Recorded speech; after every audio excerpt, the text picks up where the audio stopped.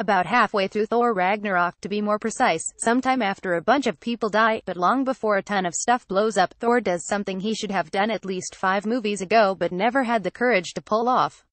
He gets a haircut. Sorry, I probably should have issued a warning before giving away one of the story's few legitimately thrilling developments, though I haven't said who administers the haircut. Then again, the busy marketing mavens at Disney have already spoiled it for you, given how liberally they've splashed Chris Hemsworth's freshly groomed mug all over their advertising. You can hardly blame them. It's a handsome mug, certainly much too handsome to be hidden away in electronic Prescott obscurity, or to be marred any longer by that greasy blonde mop that always seemed just one sequel away from devolving into a mullet. I wish I could report that Thor's new and improved coiffure were some kind of qualitative metaphor, that Thor Ragnarok is, in fact, the shortest, tidiest, most beautifully maintained movie yet about everyone's favorite hammer-wielding god of thunder from another planet. At 130 minutes, though, the movie actually runs a bit longer than either Thor 2011 or Thor The Dark World 2013, and although I lost count at a certain point, it's safe to say that it features more noisy scenes of CGI mass demolition and frenzied interdimensional transit than its predecessors combined. It certainly features a lot more jokes. Directed by Taika Waititi, the gifted New Zealand filmmaker known for such goofily singular oddities as What We Do in the Shadows and Hunt for the Wilder People, Thor Ragnarok at least has a human pulse and doesn't take itself too seriously. Seriously, it doesn't. The only thing it takes seriously is that you know how unseriously it takes itself.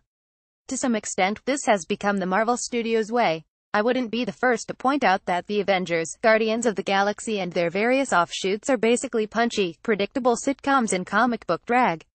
Or that, at their best, these movies offer an enjoyable antidote to the crushingly pretentious psychodrama of Bruce Wayne, Clark Kent and other cape-carrying members of the Martha Cinematic Universe. But an excessive levity can quickly become its own kind of lead-inness, and for long stretches between its genuinely amusing gags and set pieces, Thor Ragnarok, credited to the screenwriting trio of Eric Pearson, Craig Kyle and Christopher Yost, is a bit too taken with its own breezy irreverence to realize when it's time to rein it in. From the opening scene of Thor hanging out in a subterranean cabin, blissfully unconcerned that he's being held captive by an ancient fire demon named Surtur, picture a more eloquent Balrog. You are invited to kick off your clogs, settle in and pay as much or as little attention to the plot as you please. One of the more disarming aspects of Thor Ragnarok, at least initially, is that it treats its relatively high-stakes premise as if it were no big deal. Ragnarok, for those audiences not up to speed on their intergalactic Norse mythology, refers to the apocalyptic doom that is one day destined to befall Thor's home kingdom of Asgard. The cataclysm is set in motion by the sudden departure of his father, Odin Anthony Hopkins, and the equally sudden arrival of Hela, a divinely nasty Cate Blanchett, the evil, all-powerful firstborn sister he never knew he had.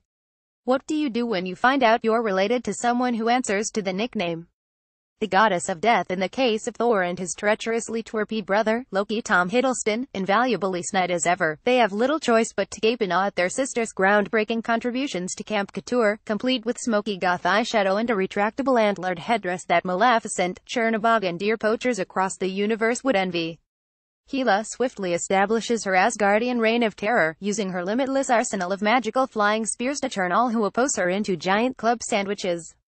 Meanwhile, Thor, his once mighty hammer proving utterly ineffectual against his sister's onslaught, is unceremoniously deposited on a dusty, garbage-strewn planet that wittily underscores the movie's own dumpster-diving aesthetic. Director Taika Waititi has set himself the unenviable task of making a movie that never stops trying to wow you.